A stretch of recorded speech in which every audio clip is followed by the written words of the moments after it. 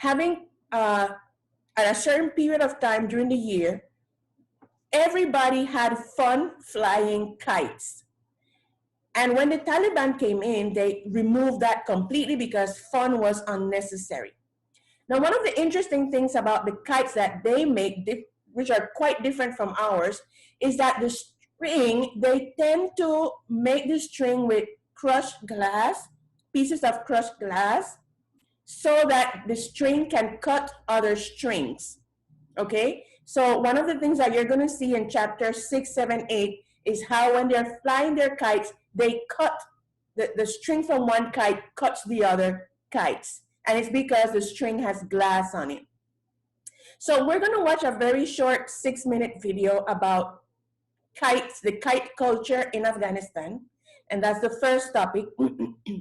And the second topic that we're going to discuss is the relationship that you or all of us as children have with our parents, and how important it is for some people to make their parents proud to the point that they actually get stuck and can't move forward in their life because they're constantly worried about making their parents proud.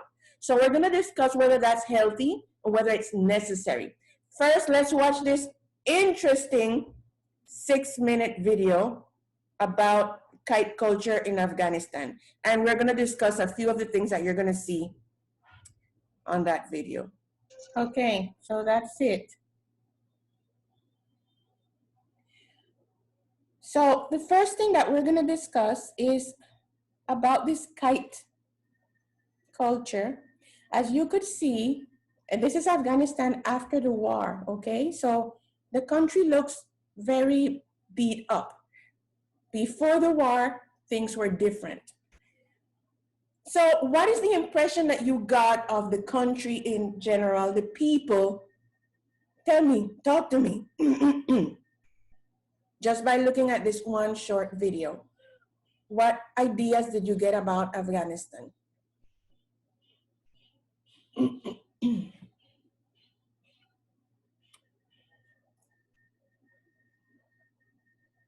I think that they just want to be the same country that they were before the war. Mm-hmm. Did you see any women or girls in the video?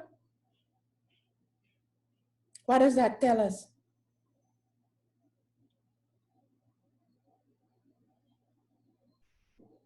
I think they still have those type of thinking that girls should not be outside and should be at home, having kids, raising kids, feeding husbands.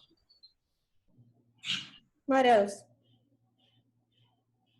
Oh, and I think that they treat happiness like a tradition, like it's something that, like a ritual, you know, because they are talking and expressing themselves like every time they hide, I don't know, they feel special. And I have seen things like that in traditional things. So they treat happiness like something traditional, like something that you cannot feel wherever you want. You know what I mean? Yeah. Apparently, before the war, Afghanistan was completely different. People dressed in modern clothing, women went to university, people smoked and drank and had regular lives like everybody else. But the war and the arrival of the Taliban changed a lot of things. And so one of the things that you see a lot less is women on the street. And they still have this tradition that, yes, women need to stay home. Sometimes they say it's for their own safety, so that nothing happens to them on the street. I can sort of understand that, but a lot of time it has to do with their religious beliefs that were made a lot more fanatical or radical due to the Taliban. So that's one thing. If you've gotten up to chapter 6, 7, or 8 in the book, which I hope most of you have, you're going to see that, like I told you, this book is before the arrival of the Taliban, and then it includes the arrival of the Taliban and then afterwards. Okay, so you're going to see that for the people of Afghanistan, particularly Kabul, flying kites was like the most fun thing to do. And they took a lot of pride in winning a kite. And how would you win? Because remember I told you the string had little pieces of glass on it, right? So getting the scars, getting the cuts on your hands, that was like, whoa, you are pro because you have your hands are bleeding, right? So how you won was that you would cut the kite, and then the kite runners are the people who would run through the village to get the kite, and that was the person who won. And so they would take this kite as if it were like a trophy, the kite that they caught. Not necessarily the person flying the kite is the one who catches the kite. The kite runners are just kids that are there waiting for a kite to drop, and they can see where it's going to drop, and they run through the village to catch it. And then you take that home and you put it on your mantelpiece like a trophy. And when people come to visit you, you tell them the story of how you caught that kite, you ran and you got that kite, which to most of us would be like, really, get a life? But to them, it's like this huge thing. Oh, I ran and I got this kite. Okay. And so in chapter 6 and 7, it becomes very evident that Hassan was an expert kite runner. He would see the kite falling, and when everybody was running in that direction, he would run in the opposite direction because he knew exactly where the kite would fall. And there's even this little incident that, if you've read it, of how once he saw a kite and everybody was running in one direction, he ran in the opposite direction and actually sat under a tree and started eating like dates. And everybody and Amir is like, what's wrong with you? You're in the wrong direction. Somebody's gonna get the kite. And he's like, no, wait. And then the kite came and he just did like this and it fell in his hand. So he was like the expert kite runner. He could sense where the kite was gonna fall, right? And that's why the book is called The Kite Runner. The book is actually about Hassan's life. Okay, so kites were extremely important to people in Afghanistan, and now that the Taliban have allegedly gone, it's becoming important again. What I thought was interesting was this guy who says that he sits there and he makes 200 kites in one day. Wow. So that means that there are a lot of people buying kites. That's really interesting. Now, maybe when you were kids, you saw people flying kites here in Panama. It used to be a huge thing, at least when I was a kid. And with the passage of all these years, like less and less people are flying kites. We have good breeze. The wind here is excellent, but you don't see that many people flying kites. Do you have any idea why nobody's interested as before in flying kites in Panama? No idea? Maybe because it wasn't like taught to us by our parents or something like that. Like kids don't know about flying kites. They don't know that it's fun, so nobody does it anymore. And so everyone forgets about it, and so it's not like a big deal. I mean, some people fly kites. I've seen people on like Parque Omar and that flying kites, like occasionally. It's not common, but maybe it was forgotten by a lot of people. Yeah, yeah. Have any of you ever flown a kite? Me. So I see like 4 or 5, 6 of you saying yes. Who wants to tell me what it's like? Those of you who have flown a kite, what is it like? I don't remember if I ever flew a kite. Honestly, I don't remember. I'm thinking no, but I don't remember. But probably, I remember having a kite. I don't remember flying it. Maybe I just didn't know how to do it, but no. So one of you who has flown a kite, what is that like? Is it really as much fun as the Afghans think it is? I mean, I have never had a flying kite battle, so I don't know how exciting that would be. Because like when you fly a kite, you just fly around, but they fight each other with the kites. That looks so much fun. I never thought of that. Yeah, it's like the only thing I concentrate in. Yeah, okay. The only thing I concentrate is when I fly a kite, how it dances in the sky. You see how the kite start making these movements around the air, and that's the only thing that's why I run kites. But so none of you have ever had like a kite fight? No, but it feels like an adrenaline to see how the kite is going up, and you're like, yeah. Okay. Okay. So we can agree that kite flying is fun, just that we as a culture, we are not really that into it as the people in Kabul are. Okay. So that's that. Another issue brought up in these chapters, and people, if you haven't been reading, you're falling behind. This is a really good book. Uh, Module 3 is going to cover chapters 6 to 10, so you're behind. Is the issue about making our parents proud. Now, as we know, Amir's mom died when she gave birth to him, right? And in one of these chapters, it comes up that Amir actually thinks that his dad hates him for killing his mom. Okay? And he says it. Like he doesn't think his father has ever been able to forgive him for killing his mom. Now, that's a dangerous, very dangerous thought. Okay. Amir also struggles to try to get his father to be proud of him. And he has a lot of jealousy whenever his father pays attention to Hassan. A lot of jealousy. And it comes to a point where the jealousy is so toxic that Amir, you start to think that Amir actually hates Hassan. But one of the reasons why Amir hasn't been able to get close to his dad is because they're so different.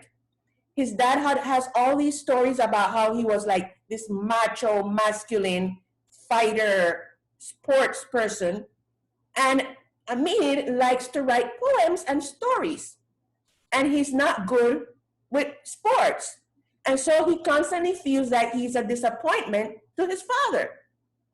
And he tries and tries and tries to get close to his dad, and it just doesn't happen. Now, I know for a fact that there are a lot of teenagers and adults who struggle with this, of feeling that they're not able to get their parents to feel proud of them. So my question to you is this, and I'd like as many of you as possible to answer, particularly those of you who did not turn in Module 1. I would like to get you to answer. Is it reasonable to try hard to make your parents proud, or is that just a ridiculous idea? Who wants to tell me? Is it a reasonable desire to make your parents proud, or is that just ridiculous and stop it, just live your life? Come on, people. Talk to me. I mean, I think it isn't dumb, but somehow it is. I don't know if I get to explain myself, but you as a kid want him to think that he's proud of you. You want to think that, and you want to feel that, you want to feel happy because they think you're worth it. But it also kind of, I don't know, dumb. Like, the father will be, the parents will be like, I'm already proud of you. You don't have to do these things. Okay. Anybody else? Should we try to make our parents proud of us, or should we just go, okay, there's a truck passing, so go ahead, talk to me. Should we try to make our parents proud, or just... Teacher, I think I know why I understand Isabella's point, because something is trying to make your parents proud of you, and other things it's trying to prove yourself to your parents. That's both two kind of things, because proving yourself is meaning that you hate when your parents are telling you you can't do anything, and the other part is that you just want them to hear them. You know, like, oh my God, you're so smart. Oh, I have a great, I don't know, child. It will be great in the future. So I understand Isabella. Mm-hmm. So Yeah. that's why people are confused, because there's two points, not just one. Mm-hmm. Who else? Me. Go ahead, Mary. I will say it's ridiculous because even if they don't say, they have like an expectation about us. Maybe they say that no, it's okay, or something like that, but we know that they are like, they have like, they are waiting, or they have like expectation of, or what we are going to do, or what we are going to decide, or the things we make. Yeah. And there's like in my case, they don't like presionarme. Oh, you say what? Presionarme. Pressure. They don't pressure me, but I know that they have like an expectation of what. Hello? Can you people see me? Yes? So it's just Mary Ruth that disappeared? We love Cableona. I was thinking I had disappeared. Okay. So yeah, I get her point. Your parents don't pressure you, but they do have expectations. Now, why is this important? Because one of the reasons why it was so important for Amir to win the tournament, and the person who won the tournament was the one who was the last kite standing. Okay? So it was important to him to win the tournament because he thought that would make his father finally accept him. And when he was there winning the tournament, he saw his father get up, and his father was like, yeah, feeling proud of him. And that was what he had always wanted, because he thought he had been a disappointment to his father because he wasn't into sports. Okay, but is that fair though? That we have to be acting in a certain way to keep our parents happy, and even if that means not being ourselves, is that fair? Come, let's get controversial, people. Talk to me. No, it's not fair because they should be proud of you for who you are, not for who they want you to be. Mm-hmm. I think that by doing that, we are like more repeating what they are. Like we are being themselves instead of being ourselves when we are doing that. Yeah, that's a great point. That's a great point, Mary Foster, because a lot of times, and everybody makes this mistake, when you have kids, you want your kids to be like you instead of allowing them to be whoever they are. That's a huge mistake that we make. And if you pay attention, by the time you're 5 years old, everything was decided for you. They decided your name, they decided your religion, they decided your school, they decided where you were going to live, they decided who you were going to play it. Everything was decided for you. And then when you grow up and you get to like 15, they expect you to know how to make good decisions, but they never gave you the opportunity to practice making decisions. So that's kind of a little bit tricky. Now, Michael Jackson once wrote a song that was never got popular, but the song said, to make my father proud and to make my mother smile. And what he was saying in this song was that was his goal in life. His focus was to make his father proud and to make his mother smile. It sounds very beautiful. It sounds beautiful. But in essence, that is a trauma response. Because you don't need to live your lives constantly worrying like, oh my God, what is my mother going to think? Oh, no, that is a trauma response, because then you are disloyal to yourself. Now, I'm not saying you're going to start like, oh, no, talking back to your mama. Don't do that. Do not do that. What I'm saying is that you cannot live your entire life, even as an adult, thinking about, am I making my parents proud? Is mama proud of me? Does daddy love me? You can't do that, because it's going to destroy you. So at what age do you think it's healthy to stop trying to make mama proud, daddy proud, and mama smile? What age do you think it's healthy to start, separating yourself? Oh, she's back. Thank you for coming back.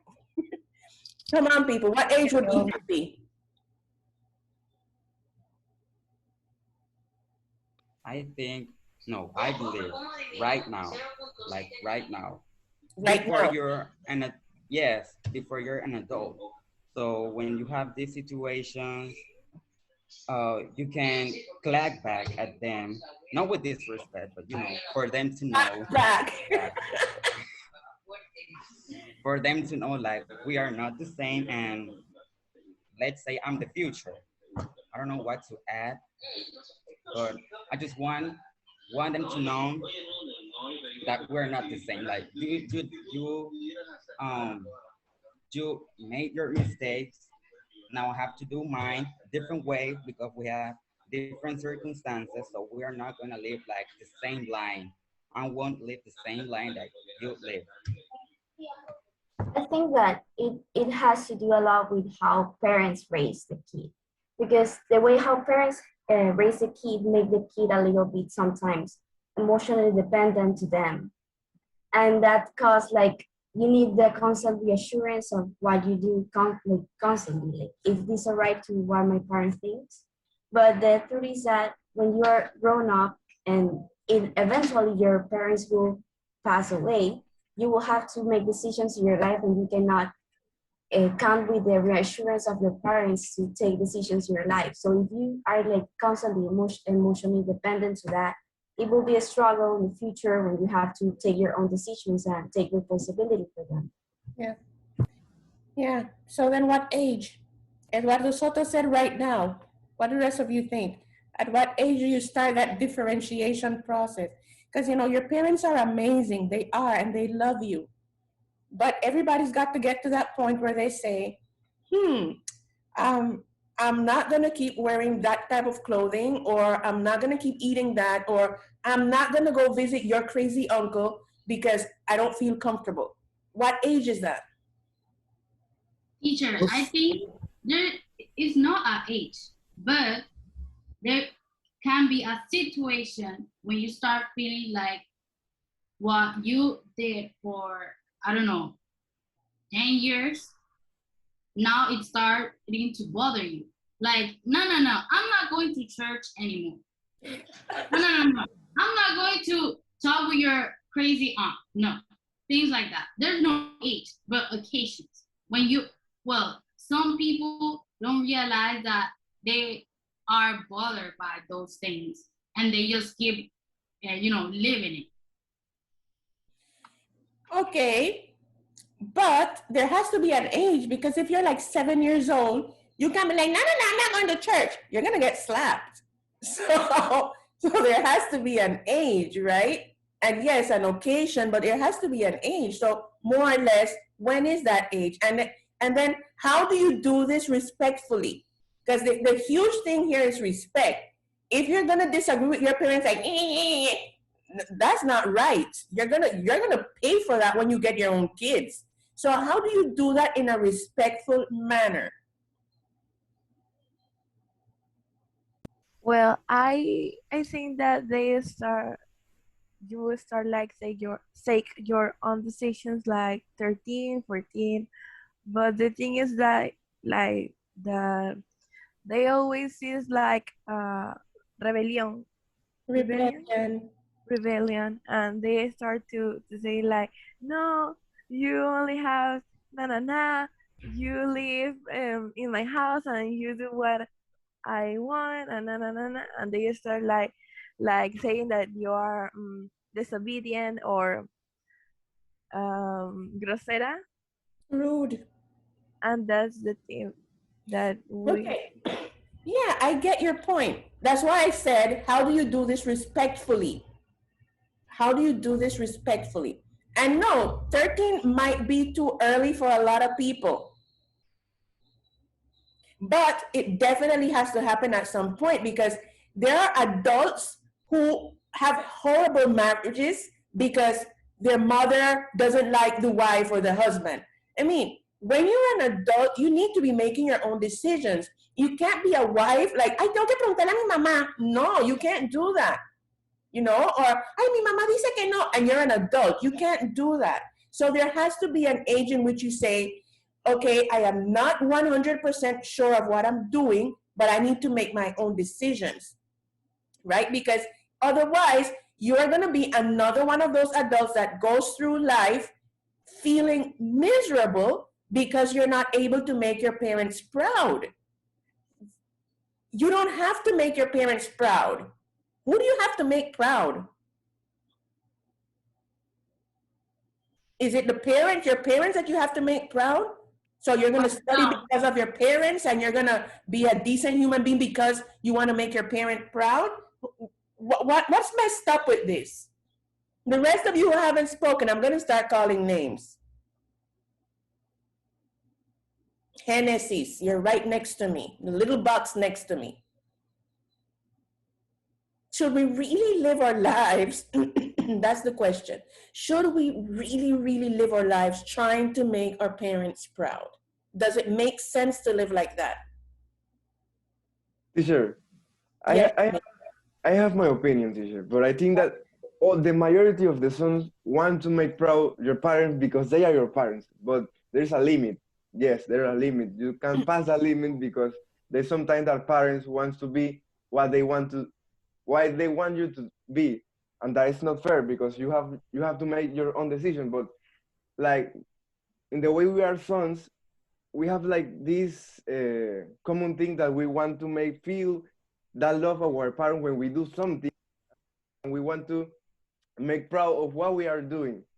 And this is like, and I think that this is a process because when you are growing, you start to know each other and talk, and in that talk you have to be clear what you want to do, because they will like memorize or aprender, learn about more about you and what you want to be in the future.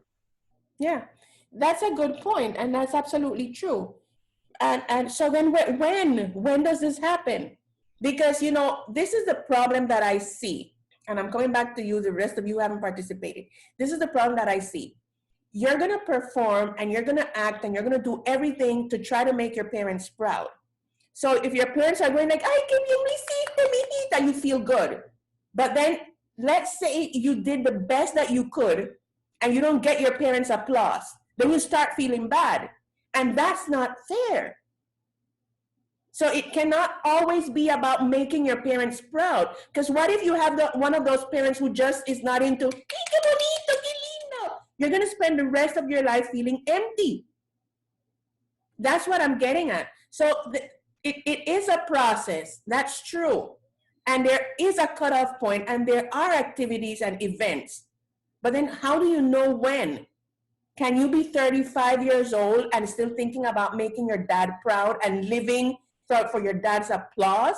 Or should you have gotten over that by the age of 35? Tell me. Come on, Genesis, talk to me. And after Genesis, there will be Natalie, and then there will be some Aranza.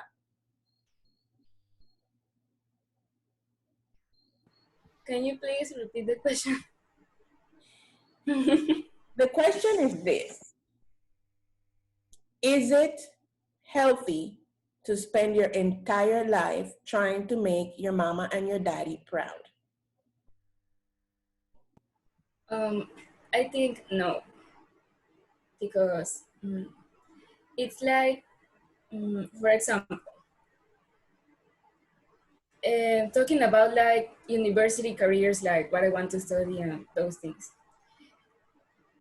For me, it's like, first I wanna like feel proud of myself, and I want my parents to be proud of me, but like how can I say it? Like by my own decisions. I don't know if I'm explaining myself. Yeah. Like if they want, like how can I say? For example, if my parents want me to study something that I don't want, and then I just be like, no, my parents, I want them to feel proud of me, so I will study what they want me to study. it's like at the end of the day, it would be like, yes, my parents will feel proud of me, but I will feel empty and not satisfied. So like, it's Yeah. not worth it, or at least that's what I think. Yeah. Natalie, what can you add to what Hennessy just said? I'm agree with Genesis, and I can add that it's better for us to try to do our best for us, not for our parents, because there will be a timing that they they will not be with us because life is like that. For example, if we are like um, 40 years old, something like that, some parents when you're at that age, they already died. So then you have to, they're not going to be with you. And then what are you going to do if you make decisions that you didn't want to? For example, as Genesis said, studying something that you really don't like or don't want, but simply you study that because your parents told you. Then when they're not with you, then you're going to be like, oh, they died and I did what they want, but what happened with me? I need to do things that I'm comfortable with me too. So I think it's better for to make things I really want, and I feel Miss Aranza? Can you repeat the question? I don't remember so well. We're talking about, is it okay to live your entire life expecting to make your parents proud? Do you think that's healthy? Well, I think that it's not healthy to always try to make them proud and studying what they want you to study and taking only the decisions that they want you to make uh, because you don't want them to feel disappointed. I mean, that's not something healthy. But for me, in my case, it's not like making them feel proud. It's like paying for all the good things that they did for me. And it's not in like studying what they want me to study. It's studying and having a, and being successful in life. You know, like uh, in my case, I cannot speak a lot about this because it's not my case. I mean, my mom always teach me to be independent and to take my own decisions and to study whatever I want if it's what I like. But I think that it's not good to always keep thinking like, oh, is this they're going to like this, or they are going to be disappointed because I take this decision, or what did they would say about this. I mean, not you need to be independent and to live your life too. Mm-hmm. Very good. Now, the reason why I'm asking you this is because in the case of Amir in the book, it became extremely toxic because in his pursuit, as I mentioned before, in his pursuit to make his father proud, he started hating Hassan because for Hassan it was just so natural to get. Okay, sometimes Amir's dad would just be happy with Hassan and not with Amir because it was just so natural for Hassan to be good at stuff like sports. And Amir struggled with that. And so this need to make his father proud became extremely toxic. There's a truck backing in here in front of me, so there's gonna be a lot. I don't even know why. There's gonna be a lot of noise. So that's when it becomes toxic. When you are not able to, oh, come on. When you are not able to be your own self simply because you are trying really hard to impress, in this case, a parent. Okay, so my question is this thing about studying is a huge deal. There are a lot of people who end up studying careers that they hate because everybody in the family was a doctor or everybody in the family was a lawyer. In fact, I know the story of a student of mine many years ago when I just started teaching. And he wanted to be a lawyer. He really wanted to be a lawyer. He was extremely intelligent. And his mom told him, oh, no, no, no, I don't have money for you to be a lawyer. Go and study to be an electrician. And he did. He studied to be an electrician. But until this day, and I'm talking to you about 25 years, up to this day, he has not once worked as an electrician, and he hardly ever has a job, and he has a whole bunch of kids with a whole bunch of women. He just gave up on his life. Now, that is an extreme example, but it happens a lot when we are so focused on satisfying our parents' needs that we completely eliminate ours. There has to be a balance. So my next question for Diane, Adrian, and Layali and Sally, how do you keep that balance? How do you keep that balance between doing what is right, as Aranza mentioned, in gratitude to your parents, and making your own way in life?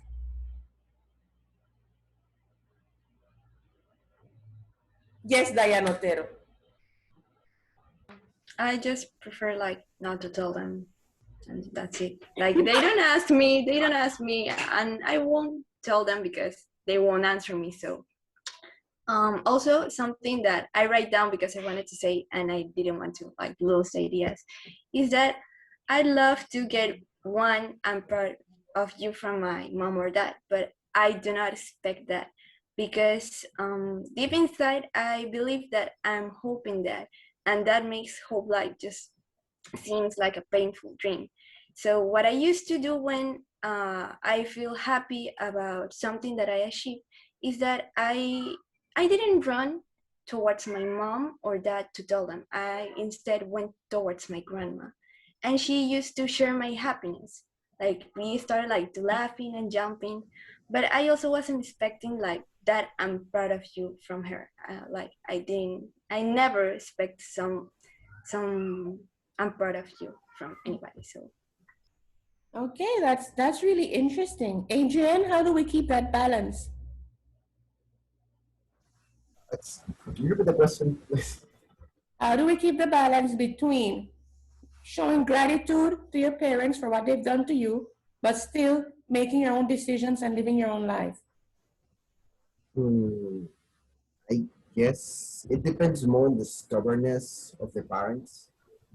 Like the only way I believe that you can show gratitude is just to continue living, because like if you were ungrateful, you will like not ungrateful, but if you hated what they gave to you, you will like disassociate yourself with them. Like you will just move out and just cut every ties that you have with that kind of people. But if you're grateful, the only thing that you can do is just to just respect them, and if they have like numbers that they want to um, share with you, you need to take them, but doesn't mean it's going to change your entire worldview or whatever. You need to keep yourself from, let's say, you need to keep yourself in a path, and you can let what they say move you away from the path that you envision yourself. Yeah. That's the way I see it. Yeah, because listening to advice is excellent, but the advice doesn't have to become like an order after a certain age, which you still haven't told me what age that is. Layali, how do we keep that balance? I think that the better option is to choose what you want, because the one that will feel bad or have the pressure will be you, not your parents. So I think that you should talk with your parents and say what you want. That's Okay, yeah, good. And Sally Boo, my question to you, Sally Miranda, is the following. Do you think there's an age when we start feeling proud of ourselves instead of expecting our parents to feel proud of us? Is there an age for that? Well, I think no. I think they always have to be proud of us, you know. Where did she go? Okay. Keep moving. Well, I don't think there is an age for them to be proud of us. You know, they always has to be proud of us because we are their sons. So I don't think there's an age. So which is more important, Brenda Lucia? which is more important? You being able to feel proud of yourself, or you depending on your parents feeling proud of you? Which one is more important, do you think? For me, is to be able to be proud of myself because in my future, maybe my parents will not be with me, so I will not be in depression because I don't hear the words of my mom saying, "Oh, I am proud of you. Oh, you are perfect the way you are doing your things." So I need to be more independent and be proud of myself about my decisions and all the things. Yeah. And Ana Lucia, to finish off our class, what would be, do you think, what would be the best way to solve this problem that your parents tell you, oh, you have to study medicine because I've always wanted my daughter to be a doctor, so you have to study medicine. What do you think would be the best way to handle that? I mean, I don't know.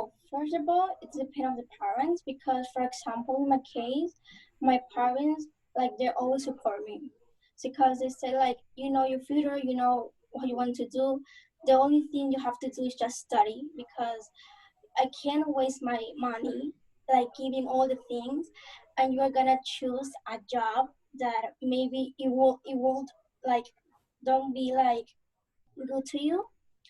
So I don't know. I think the best way is to explain them and make your own decision, your future. Cause like I said, Brenda, the the person who is gonna make his own life, it's me. It's not you. I don't know. Yeah. Okay, so people, I'm not anti-parent because I am a parent, but what I want you to do is to discover that you need to be proud of yourself, okay? And you can't spend the rest of your life trying to make your parents proud because what happened to Amir in the book might be a little extreme where he started hating Hassan because Hassan seemed to get some of his father's attention, but it might seem extreme, but it's actually very common. There are a lot of people who are not able to move on with their lives because they're paralyzed by fear of disappointing their parents. Okay, so that's the essence, and what I think happened in the case with Amir particularly is the fact that he honestly believed his dad hated him for killing his mother because his mother died during childbirth. So that's a whole different trauma. Okay, ladies and gentlemen, make sure you send me your answers to module 2. Make sure you're reading the book. People, read the book, read the book. And see you next time. Bye-bye.